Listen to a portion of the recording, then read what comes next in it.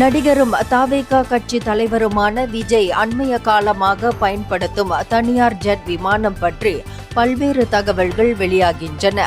அவ்வப்போது படப்பிடிப்பு, அரசியல் நிகழ்வுகளில் பங்கேற்க அவர் பல்வேறு ஊர்களுக்கும் பயணிக்க வேண்டியிருப்பதால் நேரத்தை மிச்சப்படுத்தும் வகையில் ஒரு தனியார் ஜெட் விமானத்தில் பயணித்து வருகிறார் என்று கூறப்படுகிறது.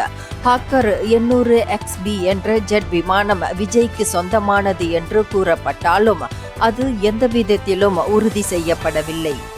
இந்த விமானத்தின் ஒட்டுமொத்த மதிப்பு ரூபாய் 8 கோடி என்றும் ஒரு நாளைக்கு இதில் பயணிக்க வாடகை என்றால் ரூபாய் 14 லட்சம் என்றும் தகவல்கள் தெரிவிக்கின்றன.